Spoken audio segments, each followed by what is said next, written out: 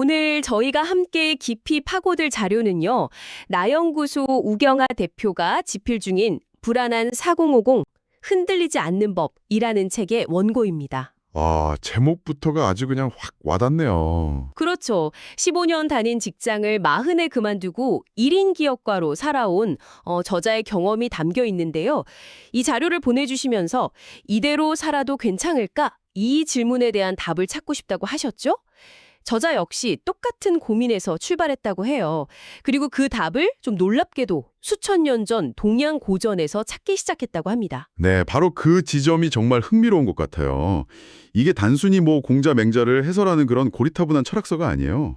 그런 게 아니군요. 네, 당장 다음 달 카드값을 걱정하고 회사에서 내 자리가 언제 없어질지 모르는 40대, 50대의 아주 현실적인 고민 있잖아요. 네네. 거기에 2000년 전의 지혜가 어떻게 구체적인 처방전이 될 수 있는지, 뭐랄까 일종의 생존 기록이죠. 생존 기록이요? 그래서 오늘 우리는 이 원고를 통해서 고전이 어떻게 우리 삶의 실용적인 도구상자가 될 수 있는지 그 가능성을 한번 제대로 탐색해 보려고 합니다. 좋습니다. 그럼 그 불안의 실체부터 한번 들여다보죠.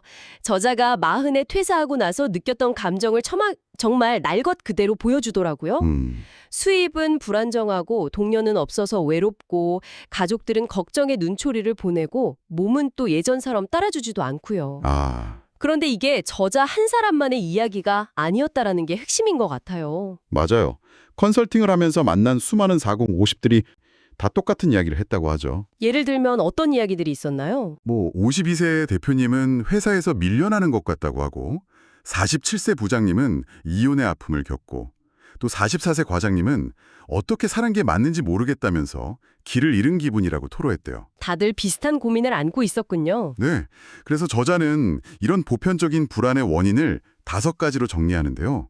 모든 걸 책임져야 한다는 압박감, 사회적으로 설 자리가 좁아진다는 고립감, 그리고 예전 같지 않은 몸에서 오는 무력감, 불확실한 미래에 대한 막막함, 그리고 가장 깊은 곳에 있는 이게 내 인생의 전부인가 하는 어떤 의미의 상실감, 이 5가지가 복합적으로 작용하는 거죠. 와, 듣기만 해도 진짜 숨이 턱 막히네요.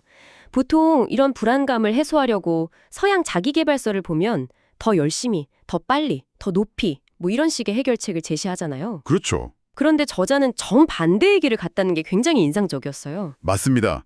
그게 바로 이 자료의 핵심적인 전환점입니다. 저자는 오히려 동양 철학에서 괜찮아, 천천히 가도 돼, 지금 이대로도 충분해 라는 전혀 다른 목소리를 들었다고 해요. 어떻게 더 효율적으로 살 것인가, 이 기술적인 문제를 넘어서요. 도대체 나는 왜 살고 무엇을 위해 살아야 하는가 라는 본질적인 질문으로 파고들게 된 거죠. 여기서 저자가 제시하는 첫 번째 해결책이 정말 관점을 완전히 뒤바꾸는데요. 우리 모두 시간이 부족하다고, 40 넘으니 시간이 너무 빨리 간다고 조급해하잖아요. 네, 맨날 시간에 쫓기죠. 그런데 주역에서는 정반대로 말합니다. 시간은 흘러가는 게 아니라 나에게로 오는 것이라고요. 이게 도대체 무슨 뜻일까요? 정말 머리를 한 대 맞은 것 같은 표현이죠.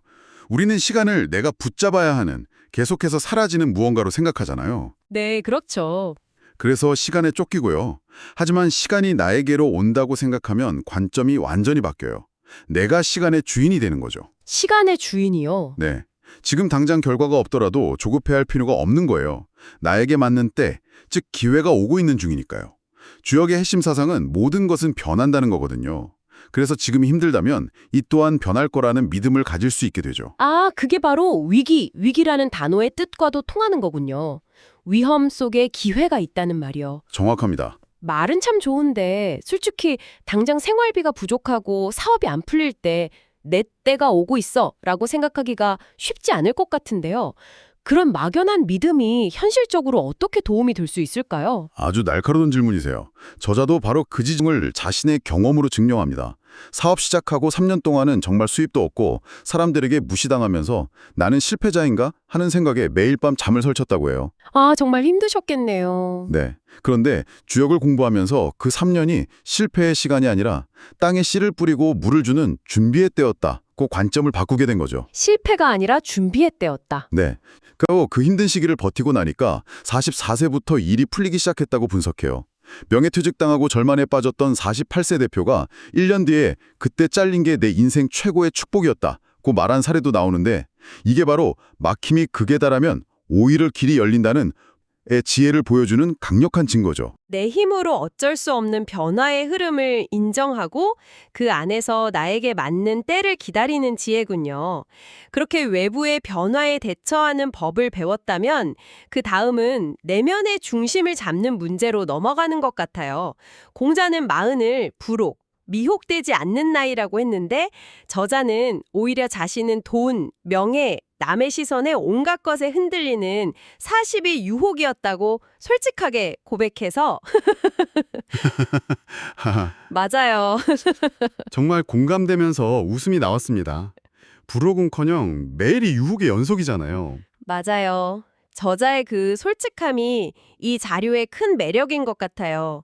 그래서 저자는 불혹의 진짜 의미는 어떤 유혹에도 흔들리지 않는 초인이 되는 게 아니라고 말해요. 아, 그런 게 아니에요. 네, 오히려 수많은 유혹들 속에서 남의 기준이 아니라 나만의 기준을 세우고 지켜나가려는 노력을 시작하는 나이, 그게 바로 마흔이라는 거죠. 하지만 나만의 기준을 세우는 것과 그냥 고집불통 아재가 되는 건 이게 한 끗 차이일 수도 있잖아요.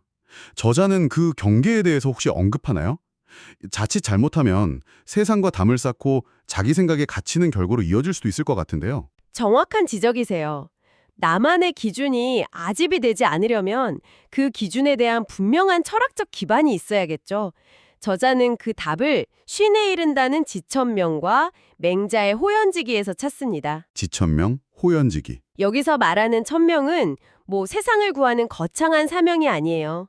내가 할 수 있고 의미를 느끼며 즐거운 일이라는 아주 단순하고 명확한 자기 인식이죠. 아, 생각보다 단순하네요. 네, 저자 본인의 천명은 사람들이 자기 이야기를 발견하고 책으로 만들어 삶의 의미를 찾도록 돕는 것이고요.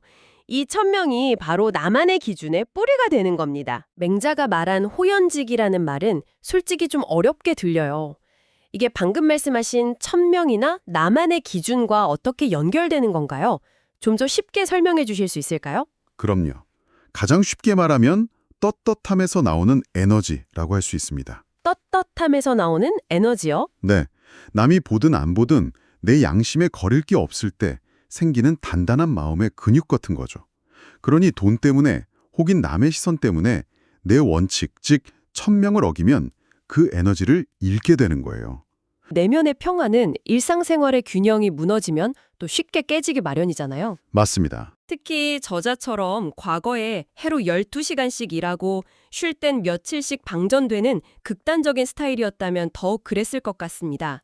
이 균형 문제에 대해서는 어떤 지혜를 찾았나요?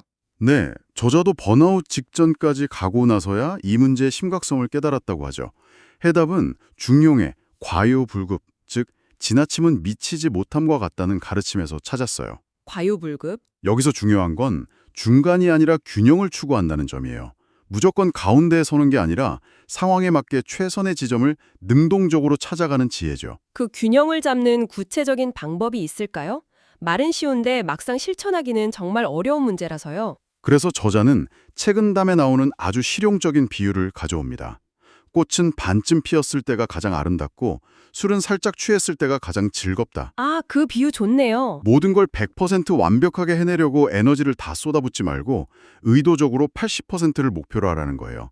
나머지 20%의 여유를 두는 것, 그게 바로 지치지 않고 오랫동안 나아갈 수 있는 지속 가능성의 비결이라는 거죠. 80%만 하라. 네, 일뿐만 아니라 관계에서도 마찬가지입니다.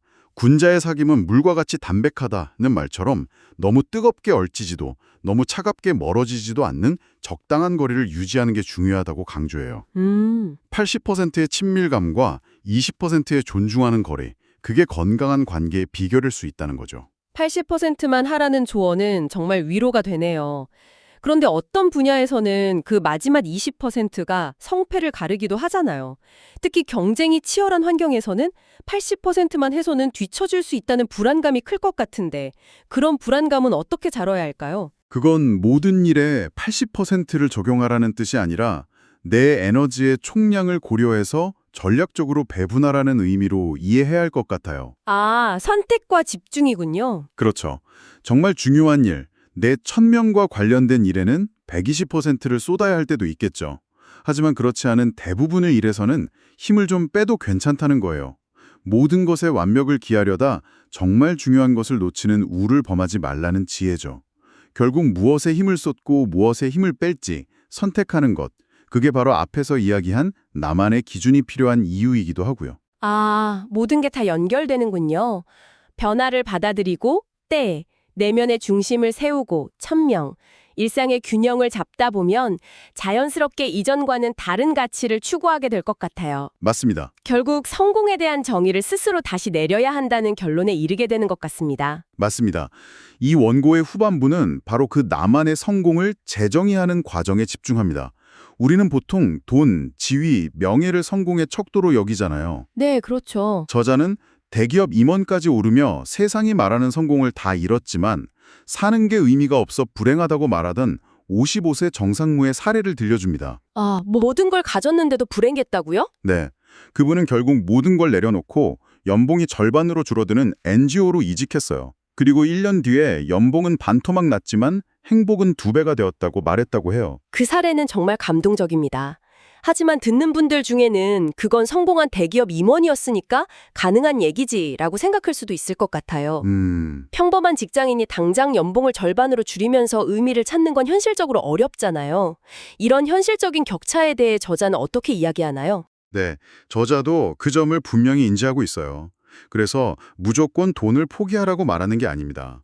오히려 노후 준비와 연결해서 아주 현실적인 대안을 제시하죠. 어떤 대안이죠? 노자가 이상향으로 그렸던 소국과민, 즉 작은 나라와 적은 백성이라는 개념을 작고 충만한 삶으로 재해석해서 노후 계획을 세우는 거예요. 저자는 중요한 게 4가지 있다고 말해요. 평생 즐길 수 있는 나만의 취미, 시대에 뒤처지지 않기 위한 꾸준한 배움, 힘들 때 기댈 수 있는 깊이 있는 인간관계, 그리고 삶의 의미를 더해주는 봉사 같은 활동. 이 4가지가 준비되면 필요한 돈의 액수가 현저히 줄어든다는 거죠. 우리 불안의 진짜 근원이 돈의 부족이 아니라 의미의 부재에 있을 수 있다는 통찰입니다. 오늘 살펴본 자료, 불안한 40-50, 흔들리지 않는 법의 원고는 불안으로 가득 찬 중년의 시간을 동양고전이라는 오래된 렌즈를 통해 지혜로운 시간으로 바꿔나가는 한 사람의 치열한 여정이었습니다. 결국 핵심은 변화의 흐름을 받아들이고 남의 시선이 아닌 나만의 중심을 세우며 일과 삶의 균형을 찾고 마지막으로 성공의 기준을 스스로 다시 써내려가는 것이었네요. 그렇습니다. 이 모든 지혜의 시작이 결코 거창할 필요는 없다고 생각해요. 저자의 여정도 이대로 괜찮을까라는 작은 질문에서 시작됐고요.